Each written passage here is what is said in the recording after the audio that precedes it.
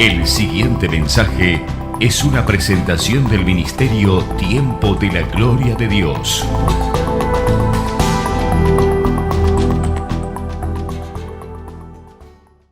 Padre, queremos darte gracias en esta hora por esta oportunidad que nos das de estar todos juntos, de estar unidos, Señor, aunque en distancia físicamente. Sabemos que estamos unidos espiritualmente, porque tú eres espíritu y lo llenas todo. Estás en todo lugar, en cada momento, Señor, de nosotros. Por eso también estás en los lugares de estas personas que se han conectado para escuchar tu palabra. En esta hora te damos gracias, Señor. Pedimos una bendición especial, que los corazones estén preparados para recibir esta enseñanza y luego ponerla en práctica. Bendecimos, Señor, a nuestro invitado especial y queremos, Señor, que tú lo inspires, lo guardes, lo protejas y que hables a través de sus labios. En el nombre poderoso de Jesús, te damos gracias, Señor, porque tú eres fiel. Amén y amén.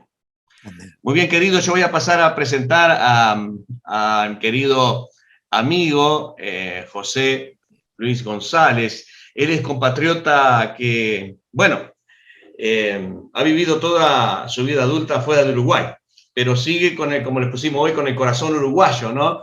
Él completó todos los estudios en el Instituto de Enseñanza Secundaria de Rivera. Ahí es donde inició su militancia cívico-estudiantil. Y por supuesto esa militancia lo llevó o lo obligó, por así decir, a emigrar a los Estados Unidos, donde vivió en Texas, en California, New Jersey y por supuesto antes de radicarse en Virginia, donde vive actualmente. Se graduó en estudios urbanos y desarrollo comunitario en Rutgers University y sirvió en la Fuerza Aérea de los Estados Unidos, y la Fuerza Aérea de los Estados Unidos lo manda por 2 años y medio a Inglaterra. Después estudió Cultura y Civilización Francesa en la Universidad de París, Sorbona.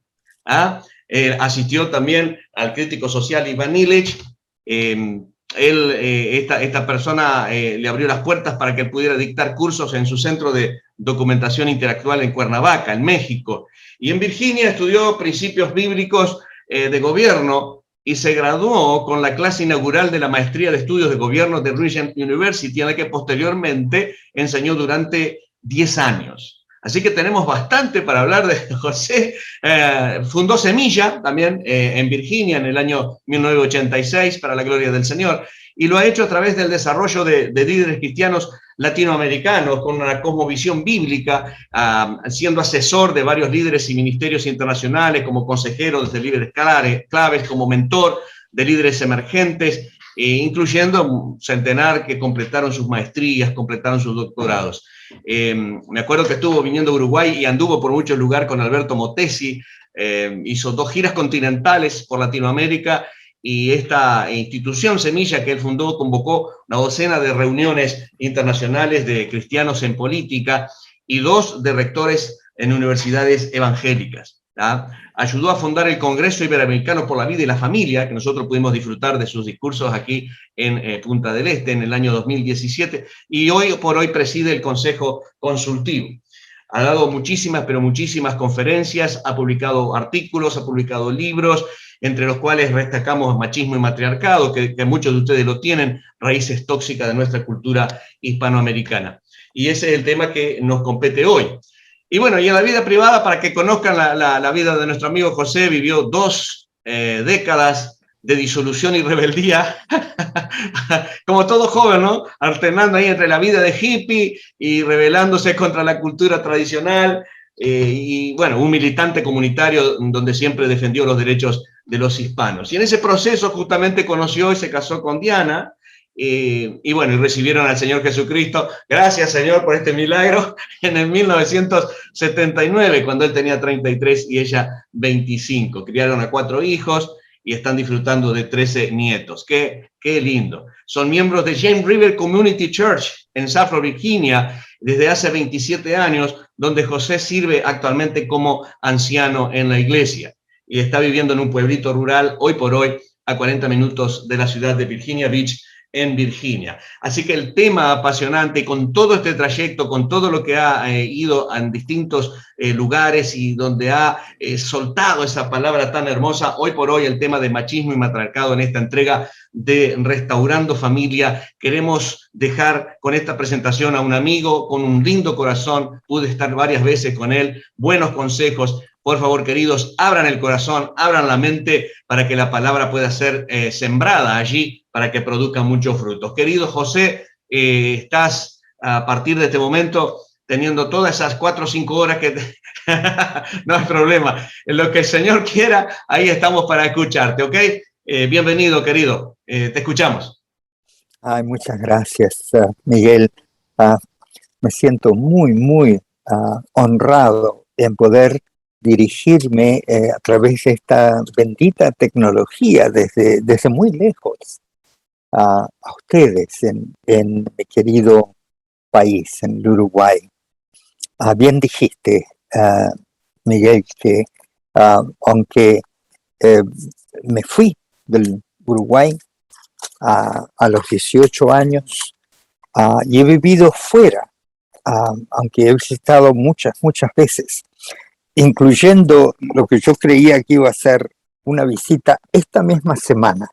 Debiera haber estado físicamente en el Uruguay, pero me cancelaron el vuelo porque viajaba por Argentina y Argentina cerró sus fronteras y la compañía aérea canceló el vuelo y no me daba otra alternativa, de manera que me encuentro lejos aún, pero nunca muy lejos del Uruguay, porque trato de mantenerme más o menos al día en lo que pasa allá, presente en oración y presente en las amistades con una buena docena de líderes amigos en la iglesia uruguaya, incluyendo al pastor Machado.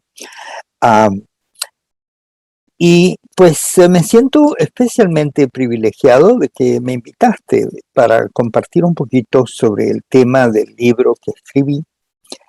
Es el único libro que he escrito hasta el momento y ya con 75 años, no sé si el Señor me va a ayudar o obligar, como lo hizo con este primero, a escribir algo más. Cierto, veo que Vivi está muy a favor de eso. Ora conmigo, Vivi, a ver si el Señor me arrincona, como lo hizo la primera vez para escribir este libro. Tú dijiste, Miguel, que algunos de ellos lo han leído. Se llama Machismo y Matriarcado y dibuja un árbol en la tapa con unas raíces, algunas de ellas hermosas que producen una copa frondosa, pero otras tóxicas que, por supuesto, marchitan a ese árbol florido. La idea aquí es de que nuestra cultura contiene, como toda cultura mundana, elementos que son dañinos para el ser humano. El pecado se enrosca en las culturas, se difunde a través de ellas y desgraciadamente se transmite no solo en esa genética espiritual pecaminosa que todos heredamos de Adán y de Eva, a través de nuestros ancestros, una columna específica de ancestros a cuyos pecados nos visitan, dice la palabra, nos afectan por 3 o 4 generaciones. Pero además, el ser humano nace muy vulnerable, como todos ustedes saben. El que ha tenido animalitos domésticos sabe que los animalitos al nacer muy rápidamente se disponen a valerse por sí mismos. Los gatitos están mamando al rato de nacer, lo mismo con los perritos, etcétera, etcétera. Los caballitos ahí medio tembleques se ponen de pie, pero no tardan en verlos uno aprendiendo a caminar, luego a galopar. Así con los animales, pero no así con el ser humano. El ser humano nace completamente dependiente de cuidados constantes, importantes, y así dura por mucho tiempo. Antes que pueda valerse por sí mismo, vivir por su cuenta, y durante todo ese tiempo está recibiendo la influencia, la formación, el ejemplo y la enseñanza de los adultos de su vida. Su madre, prácticamente siempre, su padre en muchísimos de los casos, y también el ambiente humano, sus hermanos, sus parientes, sus vecinos, luego sus maestros. De manera que nosotros, todos nosotros, somos fruto de una crianza que ha durado años y que nos formó y nos convirtió en el ser humano que resultamos ser todos nosotros. Bueno, la toxicidad inherente en todas las culturas a causa del pecado se inculca muy particularmente en nosotros durante la infancia, durante la crianza. Es inevitable. Por muy buenos y santos que hayan sido nuestros padres, nuestros abuelos, todos ellos como nosotros son descendientes de Adán y Eva, por tanto acarrean no solo la imagen de Dios, su Padre y Creador, sino también la imagen de sus padres y de sus ancestros. Por eso tenemos un parecido. Es parte de la imagen de nuestros ancestros. Eso ocurre documentadamente en la Escritura, lo vemos en el capítulo 5 de Génesis, cuando nace el tercer hijo de Adán y Eva, Set, y dice específicamente que él portaba la imagen de sus padres. Lo mismo que, como todo ser humano, portaba la imagen de su Padre originador, Padre celestial de todos nosotros. Así que no solo portamos la imagen, sino que además recibimos la influencia de nuestros ancestros, particularmente durante los primeros años de crianza. Hermanos, los primeros años de vida del ser humano son importantísimos. Y ahora que la ciencia está avanzando tan fuertemente en tantas direcciones, tal vez la rama investigadora más fértil en este momento en la ciencia psicológica es la neurociencia. Combina el conocimiento de la fisiología de nuestro cerebro, nuestro sistema nervioso, con el entendimiento de la psicología del ser humano, la psique del ser humano. Y se están haciendo investigaciones portentosas, porque niños hay en todas partes y nacen todos los días. Y entonces los investigadores están aprovechando las nuevas tecnologías, como por ejemplo la resonancia magnética. Antiguamente, para saber lo que teníamos adentro, había que más o menos adivinarlo con rayos X, o a veces había que hacer una operación exploratoria para ver qué estaba pasando. Pero hoy en día tenemos muchas tecnologías, y entre ellas esta, en la cual el sonido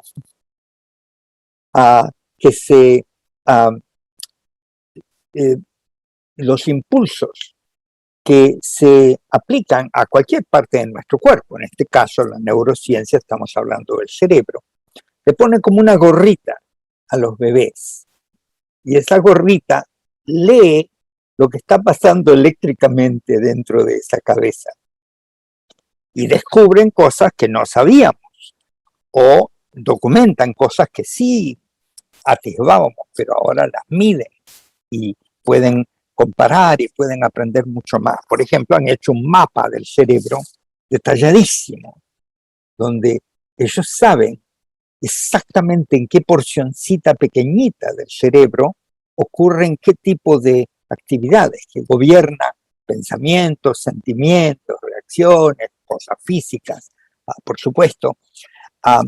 Y también entienden que el cerebro humano es un hervidero de actividad, de señales eléctricas, se llaman sinapsis.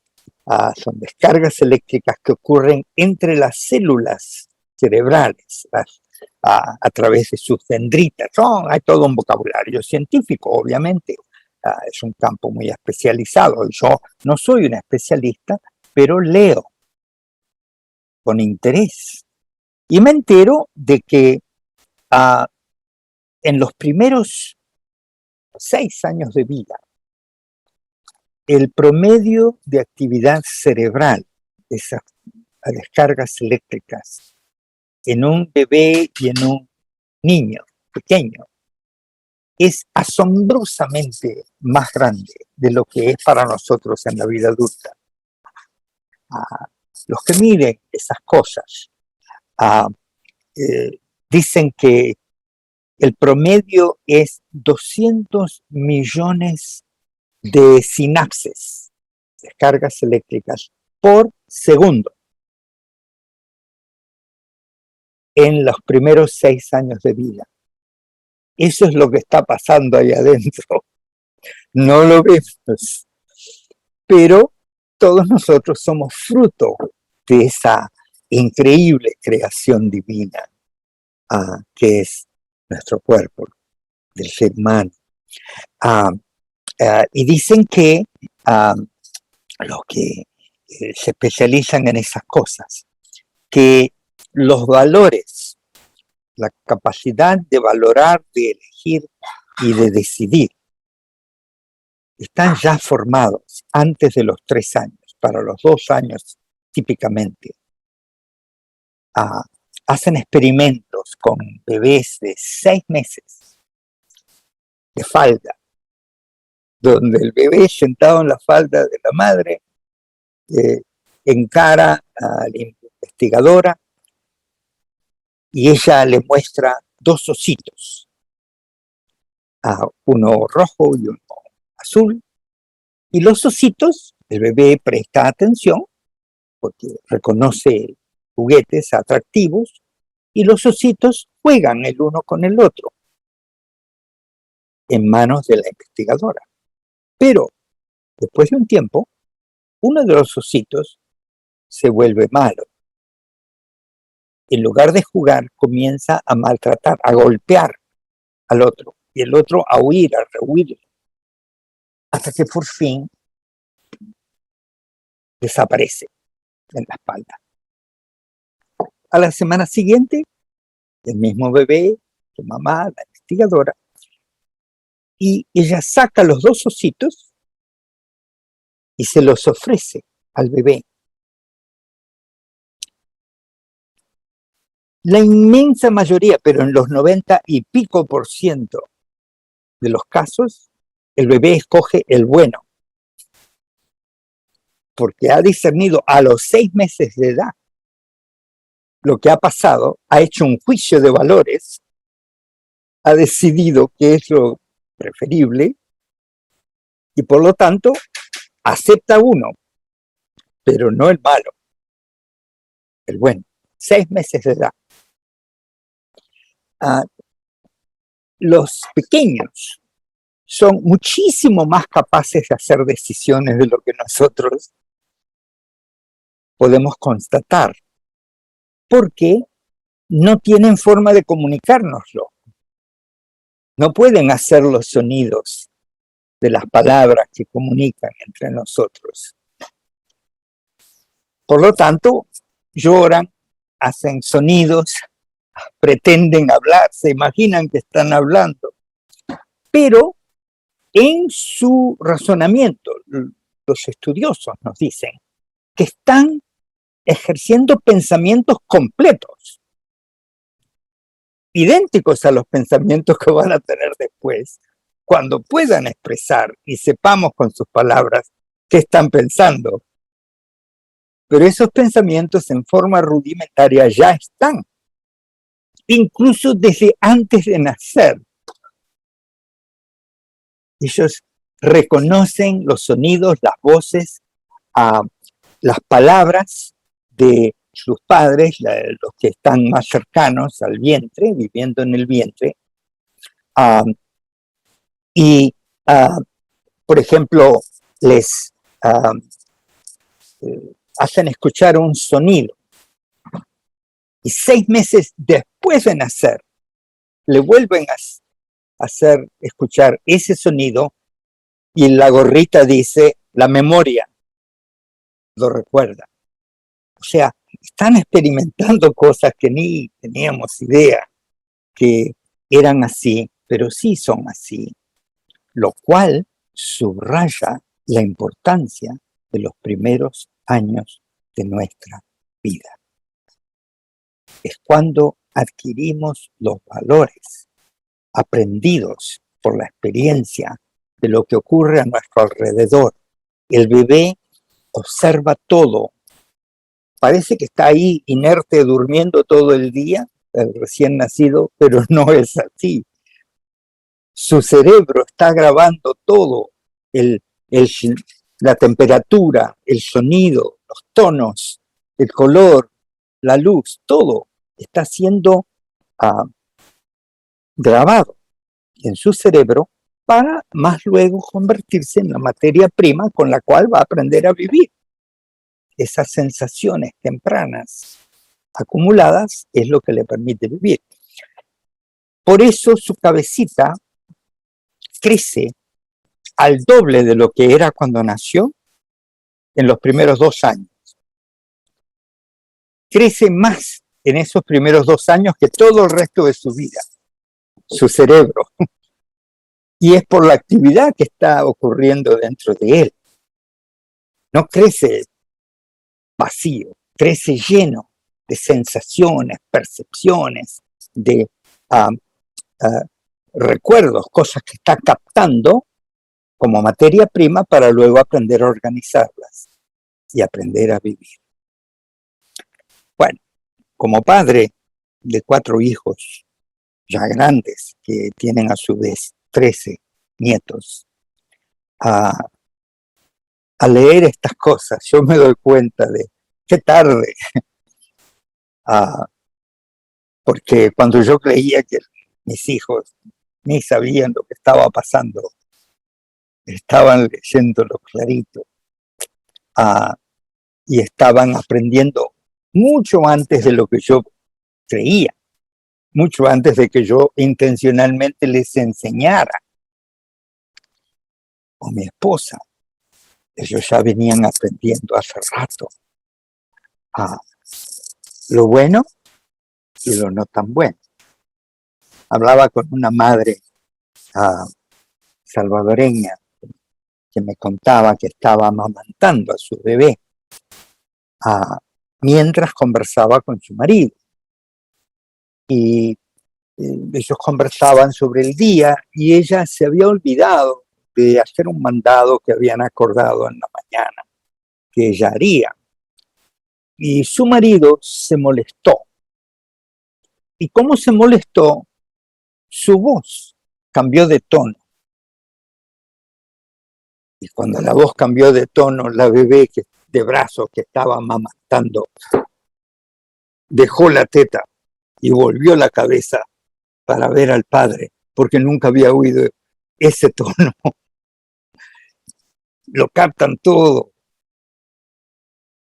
lo recuerdan todo, lo aprenden todo. Bueno, ¿por qué enfatizo tanto las historias de los bebés? Porque todos hemos sido bebés y muchos de nosotros, los que estamos acá juntos, hemos criado hijos. Y a través de esa exposición temprana, les hemos inculcado lo que somos, quiénes somos y cómo somos. Y desgraciadamente, nuestra cultura nos ha transmitido una serie de valores contrarios a la palabra de Dios, que nosotros detectamos al leer la palabra de Dios. El Señor nos muestra. Pero como son el pan nuestro de cada día, es el hábito cultural, es lo que todos hacemos y como todos vivimos, no le damos importancia. Y desgraciadamente, luego, cuando ya somos adultos, nuestro ejemplo, el ejemplo de nuestros queridos padres, nos ha inculcado, nos ha enseñado conductas indignas del amor. Y el amor es Dios, es el Señor a quien amamos y servimos y deseamos complacer. Yo estudié justamente para apoyar a Alberto Motesi en una época. Durante 8 años estudié, leí, investigué intencionalmente los hechos del descubrimiento y de la conquista y de la era colonial en nuestras repúblicas, en nuestras naciones. Porque una de esas giras que hicimos con Alberto Motesi era precisamente para celebrar los 500 años del descubrimiento de América, en el año 92. Él y yo decidimos a estudiar esto juntos en el año 84. Soy un viejo, tengo 75 años, voy muy atrás. Y al hacerlo descubrí prácticamente en todas partes patrones terribles de maltrato de la población indígena, e incluso de alguna de la población también española, luego la población afroamericana que importaron.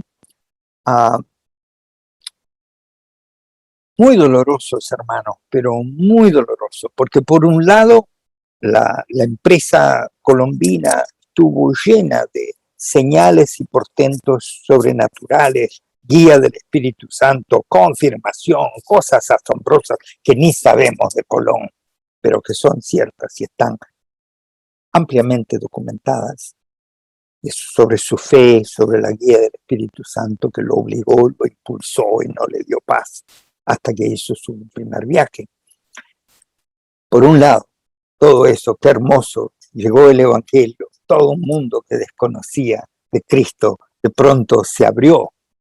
Pero qué tragedia, qué dolor, desgarrante el ver la conducta de estos hombres con respecto a los pobladores de las Américas. El Uruguay tiene su historia muy particular, como ustedes saben, porque los españoles no le dieron importancia y por tanto no se preocuparon de establecer poblados estables, ciudades, puertos, hasta el siglo XVIII, principios del siglo XVIII. El descubrimiento fue en el siglo XV.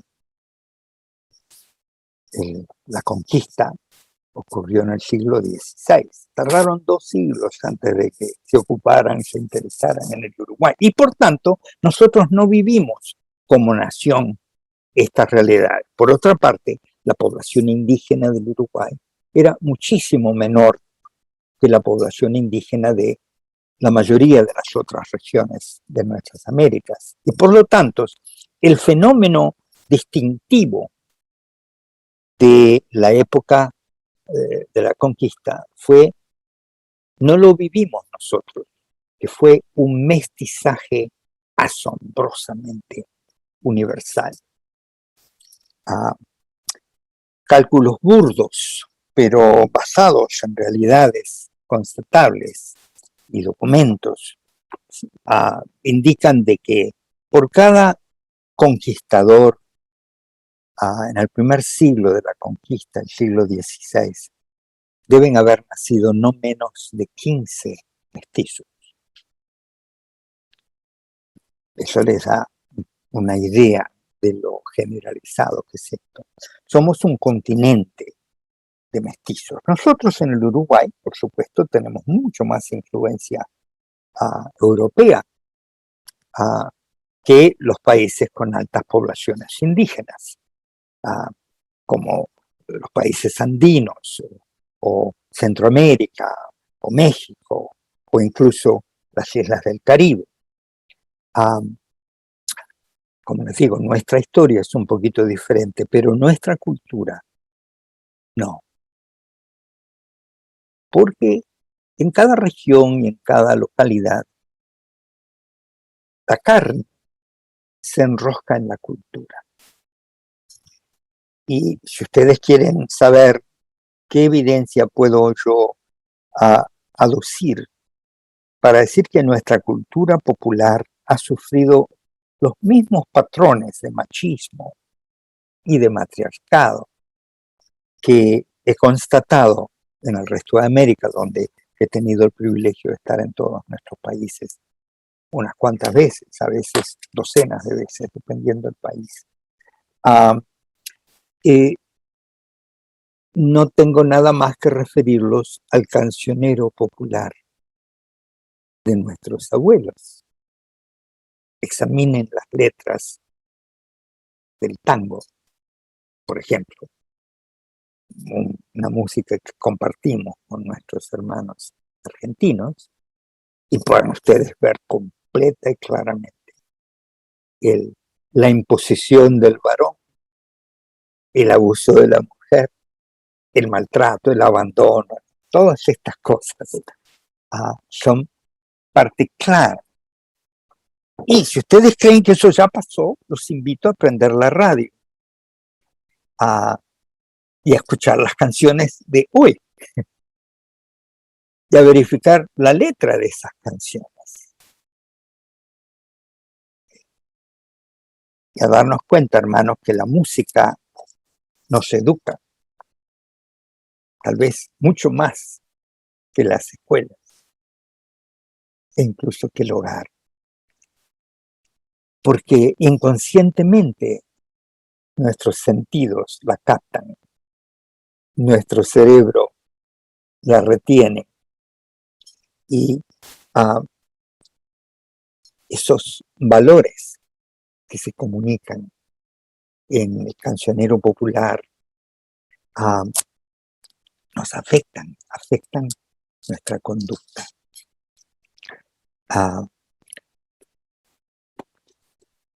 Hace unos 10 años atrás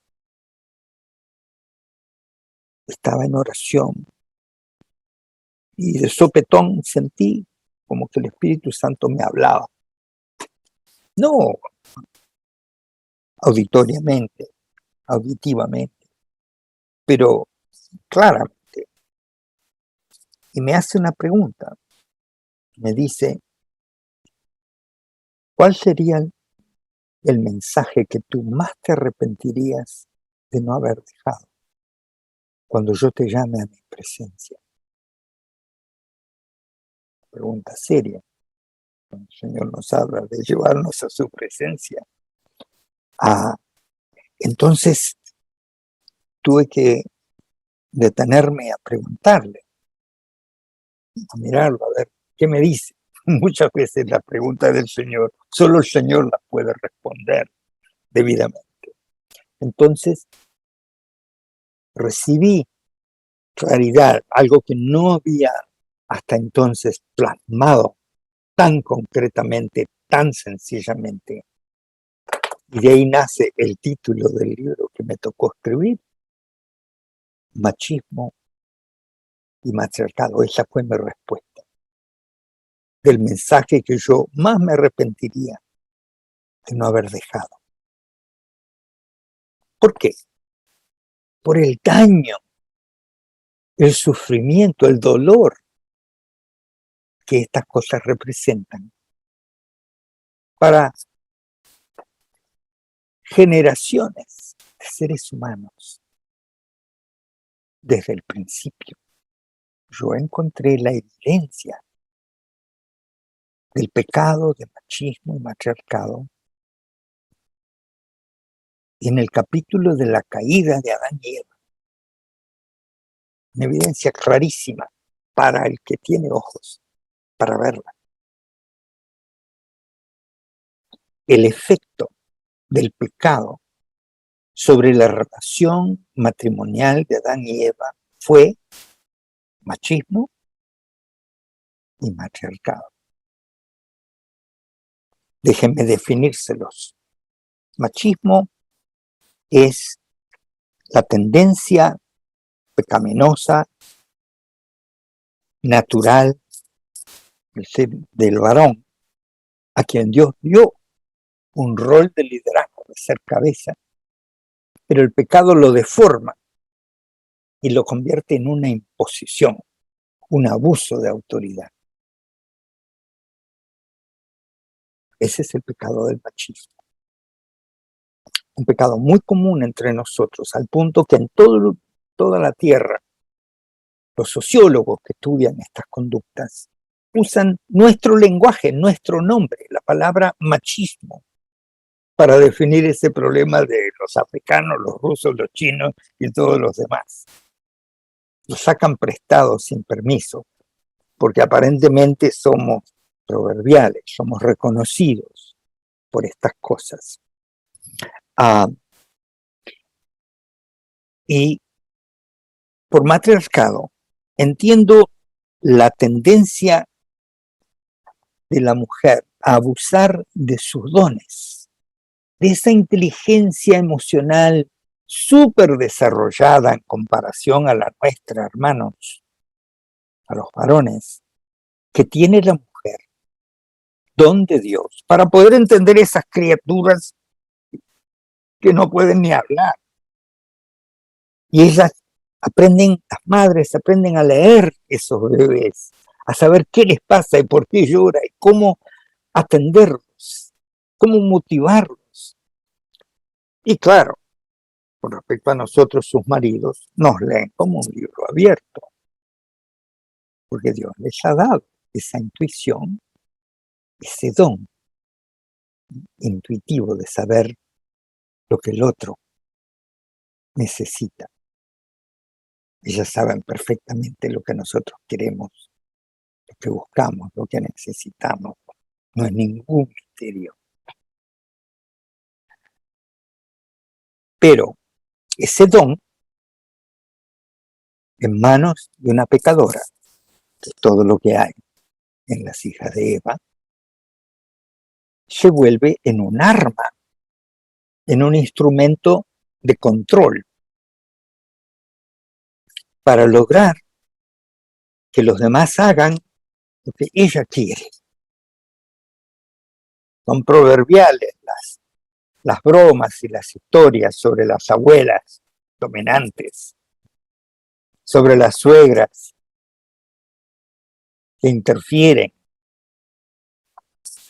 y naturalmente sobre las esposas que, para bien nuestro, ellas desean cambiarnos, quieren que seamos como a ellas les parece que deberíamos de ser, que nos comportemos, que las tratemos según su parecer. Y tienen todo ese armamento que Dios les dio, no solo esa sensibilidad intuitiva, sino además todo el atractivo y todo lo demás que fuera necesario para motivarnos a hacer lo que ellas quieran.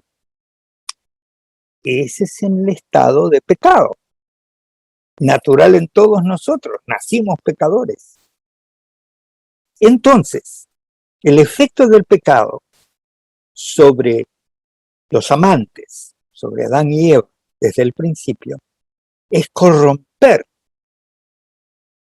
inducirlos a abusar el don que Dios les dio para que puedan cumplir su misión debidamente y convertirlo en una manera de dominar, manipular, influir, posesionarse del otro. En Génesis 3:16, recuerden ese versículo fácil, van a encontrar una frasecita donde está juzgando Jehová Dios a los protagonistas, primero la serpiente, luego a la mujer y por último a Adán. Y en ese versículo, después de anunciarle los dolores de parto, Jehová le dice a la mujer, tu deseo será para tu marido. Y él se enseñoreará de ti. Eso es parte del juicio del pecado, no es el plan original, perfecto de Dios. Esto es lo que pasa a causa del pecado en la relación matrimonial, el pacto de amor que Dios diseñó. Yo no entendía eso del deseo, tu deseo será para tu marido. De hecho, era tan ignorante cuando lo leí por primera vez que me preguntaba, ¿y por qué Diana no me anda corriendo de atrás, deseándome todo el tiempo? Como toda mujer debiera.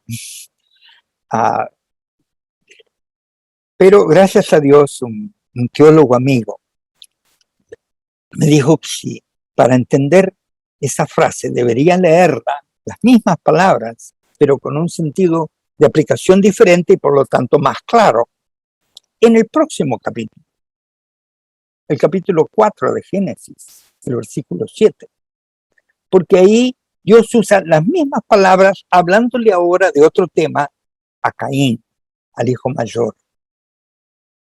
Y le dice, Caín, el pecado está a la puerta. Su deseo es a ti. Te quiere dominar.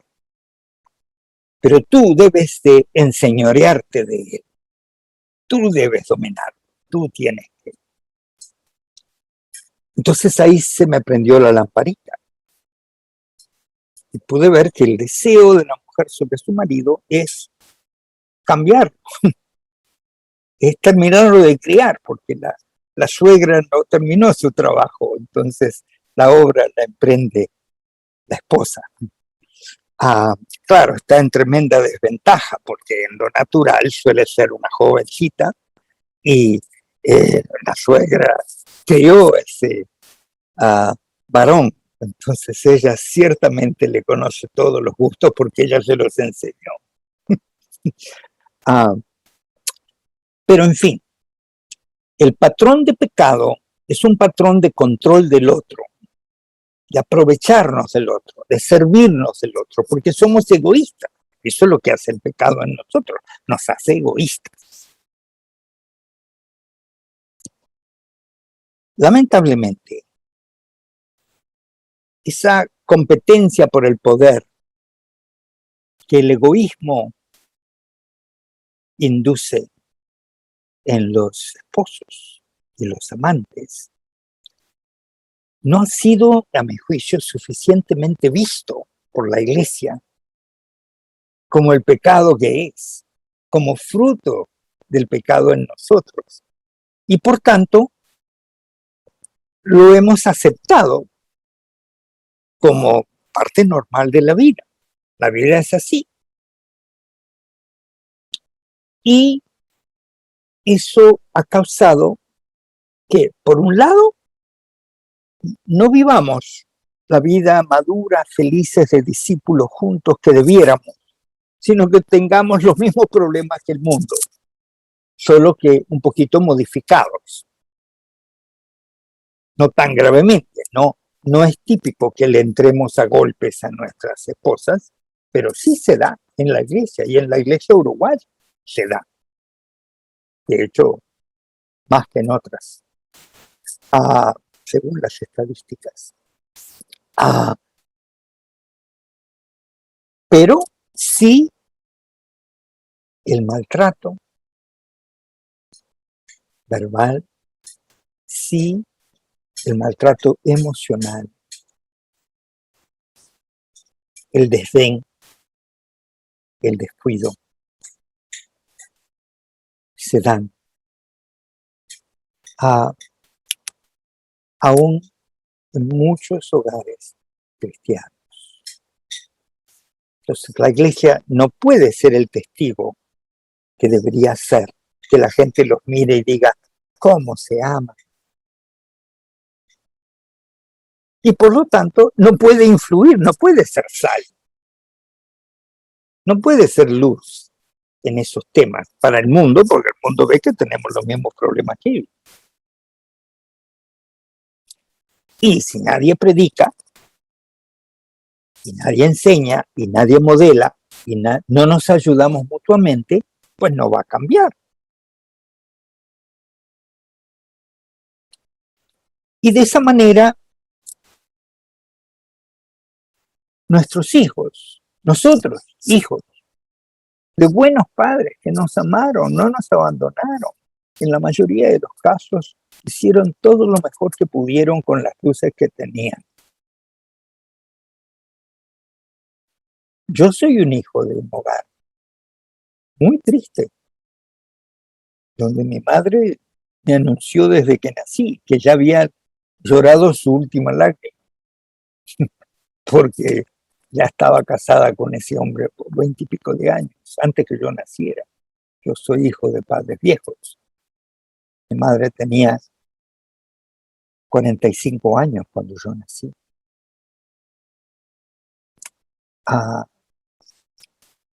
Y mi padre, el pobre, totalmente dominado por su lujuria, por su carne, fue un hombre muy, muy, muy, pero muy mujeriego.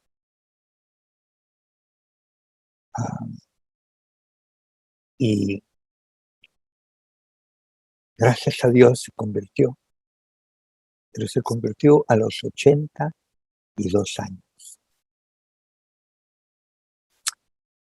Y tuvo un despertar en Cristo, incluso un avivamiento a los 90 años con el Espíritu Santo. Y murió a los 98. Dios fue bueno con mi viejo. Pero las heridas que sufrieron mis hermanas y yo en ese hogar, hasta el día de hoy, perduran. Mi hermana mayor de 93 años nunca se casó. Y las otras dos hermanas vivieron divorcios.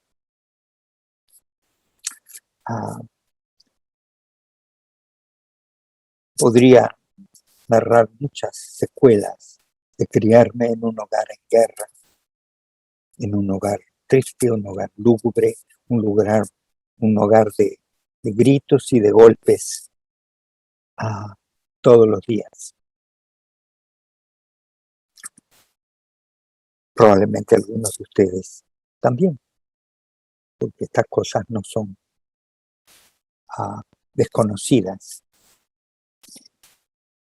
Sin embargo, todo el mensaje del Evangelio, hermanos, es el amor. Dios es amor. El gran mandamiento que nos dio, el primer y gran mandamiento, es el amor.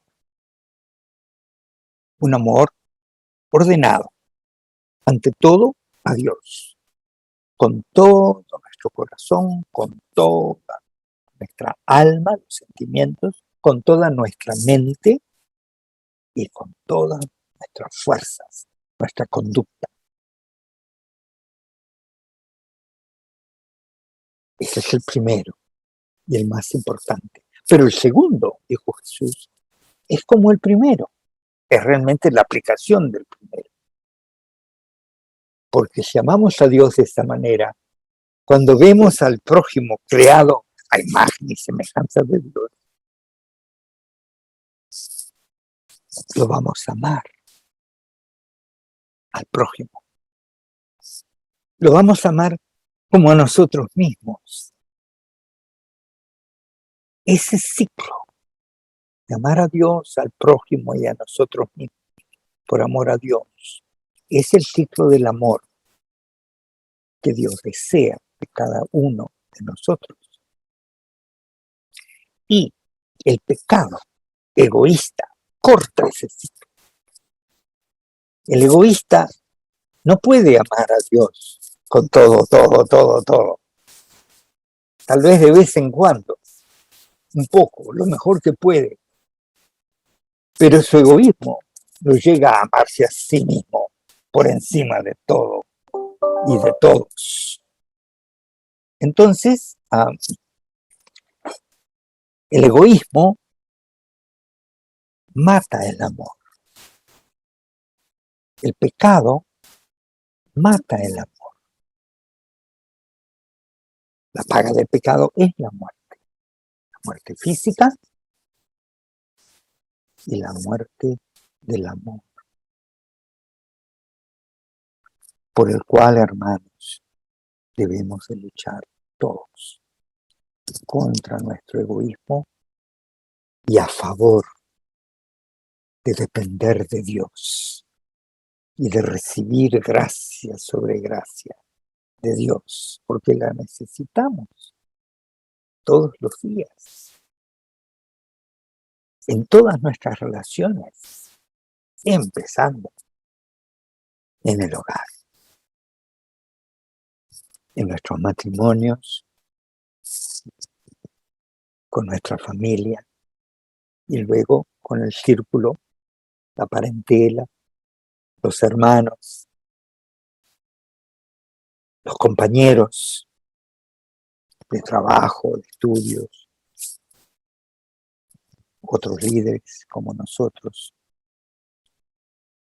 El amor. El mandamiento, hermanos, es el amor. Y lo que la corrupción de la autoridad masculina y la corrupción de la influencia enorme que Dios ha dado a la mujer produce es tristeza, dolor, falta de respeto, desamor, de muchas maneras diferentes. Yo quisiera aprovechar esta ocasión en que hemos pasado un ratito juntos para invitarlos a no solo reflexionar, espero que en el correr de estos minutos hayan podido reflexionar.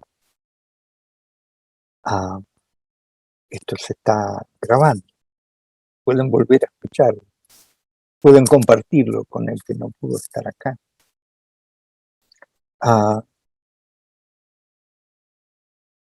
Hagan según el Espíritu les muestra. Pero además, podemos aprovechar, hermanos, para actuar en obediencia, para alinear nuestro caminar un poquito mejor, un poquito más cercano a lo que Dios quiere. Eso sería el mayor agrado de Dios, que habiendo oído verdades, podamos responder al Espíritu Santo, que es el que nos da los oídos para oír. Y lo hace con propósito, adrede, para que habiendo oído, lo dejemos obrar. Esos cambios que parecen imposibles porque están tan arraigados en nosotros, el hábito de maltrato, de desdén, de reírnos y burlarnos de los demás, de descontarlos, de ponernos siempre primero nosotros, procurar nuestro placer, nuestro bienestar, nuestra preferencia, nuestro beneficio. Son tan arraigados en nosotros que solo el Espíritu Santo, solo un milagro puede cambiarlo. Pero milagros es lo que Dios hace. Y lo hace por la fe. Si empeñamos nuestra fe, si le pedimos de veras, Él obrará. Porque esa es su voluntad. Nuestra santificación. Que nos parezcamos a Él un poquito más. un poquito mejor. Y esta noche tenemos esa oportunidad.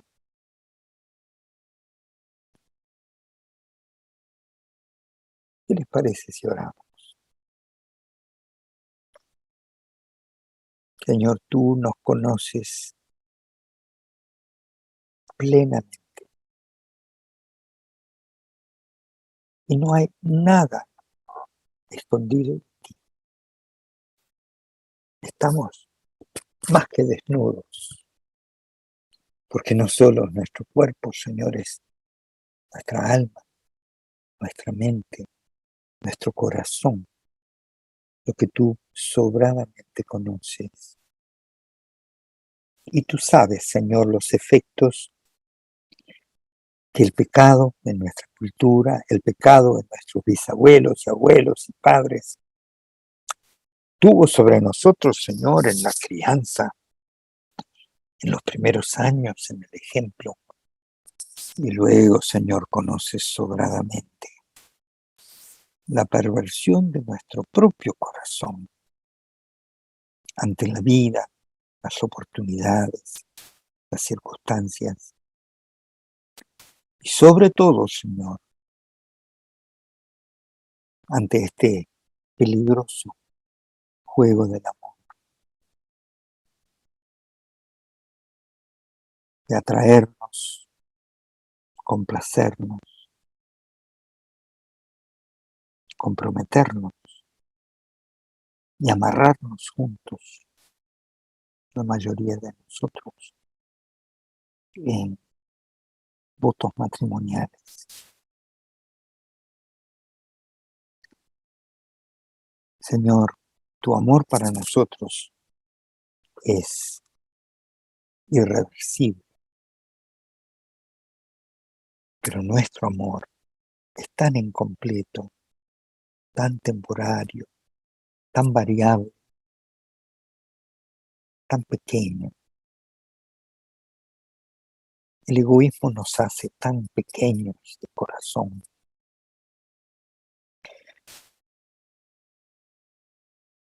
Y ante ti, Señor, venimos con vergüenza.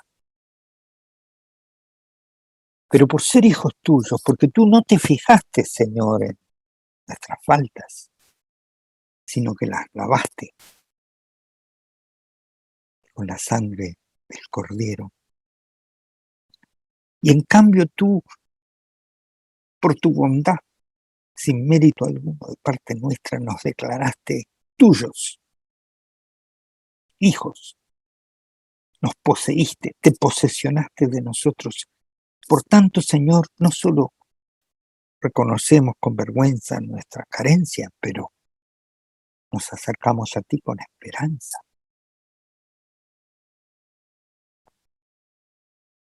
Esperanza de vida, esperanza de milagros, de transformación. Señor, ya que nos expusiste algunas de estas verdades y nos compungiste aquí y allá, nos recordaste cosas que habíamos olvidado, nos hiciste notar cosas que no habíamos notado. Ahora, Señor, sana, como solo tú puedes hacerlo. Sana las heridas que exacerban el pecado en nosotros. Sana, Señor, la secuela, la herencia. Y perdona. Con tu amor infinito, Señor, cubre nuestro pecado. Cuanto más lo vemos, más te necesitamos. No solo aquel día en que tú entraste en nuestra vida y nos redimiste, sino hoy y cada día, Señor, hasta aquel día. Contamos contigo, Señor. Yo te pido, Padre, por estos hermanos míos, que busquen ayuda, busquen consejo, busquen apoyo de oración el uno con el otro, que se apoyen en hermanos y hermanas maduros, que los ayuden a sobreponerse a lo habitual para abrazar lo fresco, lo nuevo, el don del Espíritu Santo, de un mejor amor, una mejor manera de verse, de tratarse y de amarse. Te lo pido, Padre, en el nombre precioso de Jesús. Amén. Amén, querido José. Qué lindo poder, como que uno le da ganas de seguir escuchando, ¿verdad? Estos conceptos tan edificantes para nuestra vida. Muchísimas gracias, querido. Qué lindo, ¿no? El concepto de, a mí me cae la ficha, ¿no? ¿Será tu deseo sobre tu marido? Claro, es consecuencia del pecado, no era no era lo original, no era el deseo de Dios originalmente, ¿verdad? Queridos, algunos si tienen alguna pregunta lo puede hacer por allí por el chat o levanta la mano sencillamente en esta exposición tan linda que nos ayuda, por supuesto, a tomar una medida, a tomar una decisión en base a este tema tan importante de machismo y matriarcado. Evidentemente que el pecado tiene sus cositas, ¿no? Y nos hace ver las cosas distorsionadamente y bueno, ahí cuando nos da vuelta la pelota y bueno, se complica, ¿no? Pero qué lindo es entender en el área espiritual esto y que es una decisión que tenemos que tomar y dejar que el Señor haga el trabajo, porque como nos explicaba José, muchísimas gracias, el hecho de que nosotros querramos cambiar por nosotros mismos va a ser difícil, pero podemos tomar la decisión de que el Espíritu nos cambie, ¿verdad? El Espíritu Santo nos cambia. Y por otro lado, por supuesto, está bien claro de que yo no voy a pretender cambiar a mi mujer, ni ella va a pretender cambiarme a mí, porque ese es el deseo natural del pecado. Pero está buenísimo, muchísimas gracias. Escuchen, José tiene el libro Machismo y Matriarcado. Yo no sé, José, si acá hay alguna persona que disponga de esos libros por alguno de los hermanos que lo quiera obtener. Sí, No Cristina, sé si... Cristina Mastrantono, de la Red de Intercesores del Uruguay, tiene copias. Perfecto. Entonces, queridos, ustedes, si alguno quiere una copia de Machismo y Matriarcado, conversen conmigo y yo le paso los datos a Cristina para ver cómo podemos asirnos de ese precioso material. Está impresionante, hermoso. Habían dos versiones, había un librito muy chico y un librito un poquito más grande, ¿no? Sí, porque sí. Cada edición se vuelve más grande, ¿no? Le añadimos cosas. Estoy publicando el sitio donde se puede comprar la versión electrónica. Está disponible en 3 versiones diferentes para leerlo en forma electrónica. Mucha gente está aprendiendo a hacer eso. Es el nombre de mi ministerio, Semilla. Perfecto. Ahí se puede obtener. También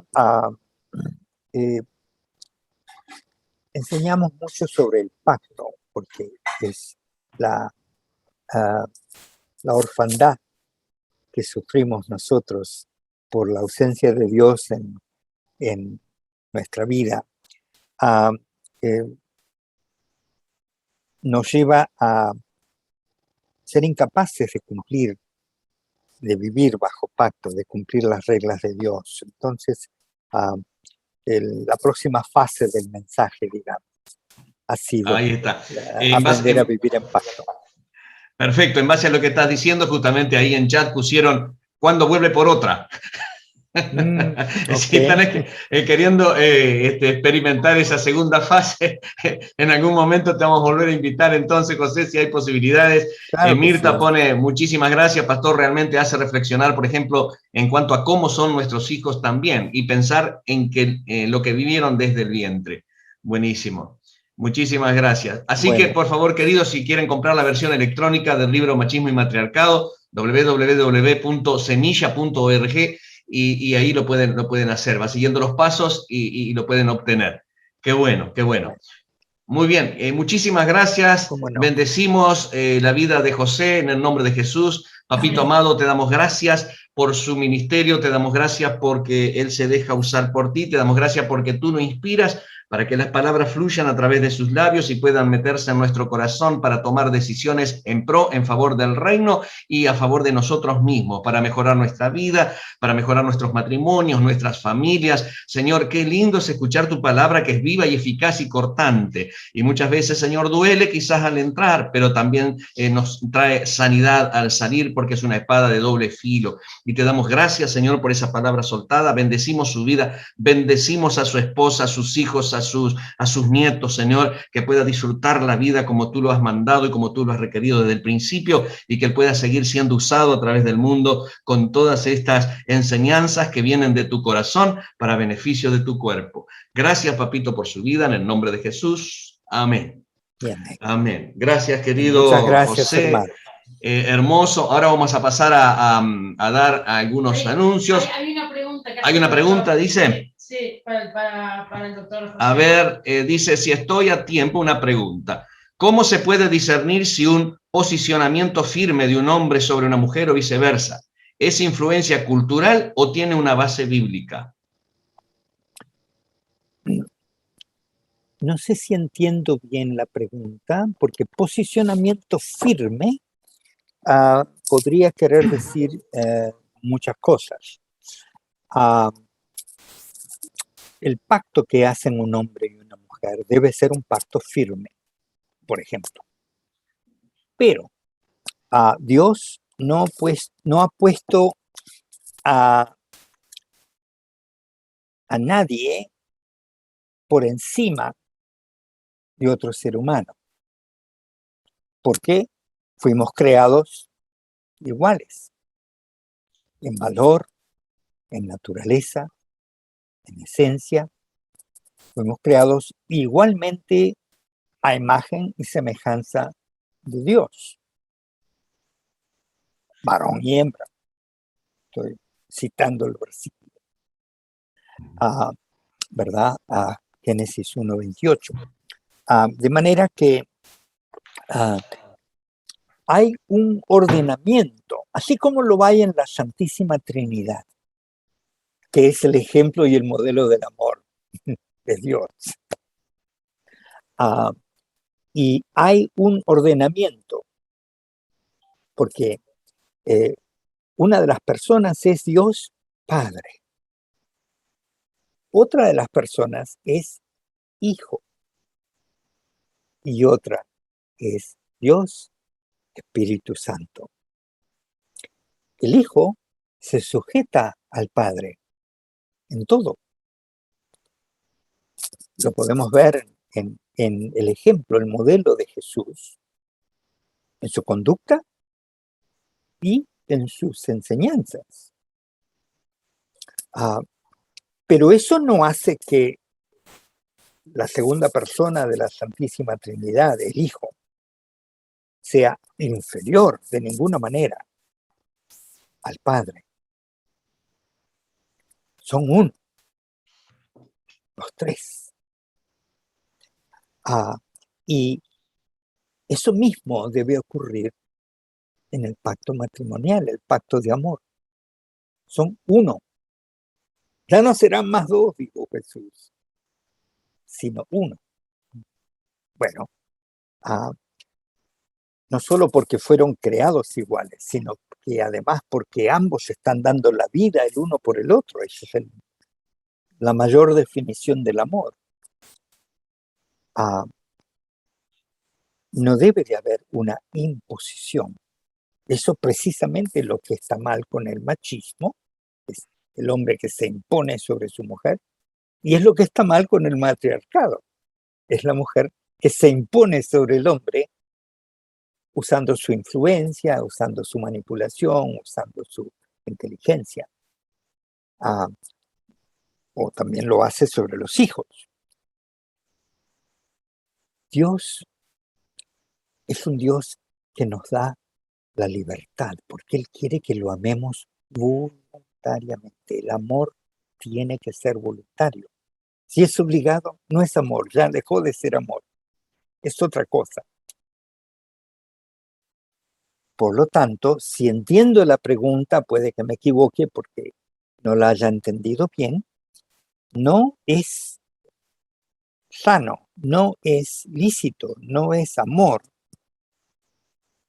dominarse, imponerse el uno sobre el otro, o la una sobre el otro. Se aplica igualmente a los dos. Son iguales. Les recomiendo 1 Corintios 7, donde yo he encontrado 16 instancias donde Pablo enfatiza, subraya, declara la igualdad entre el esposo y la esposa. Las reglas son exactamente las mismas para ambos.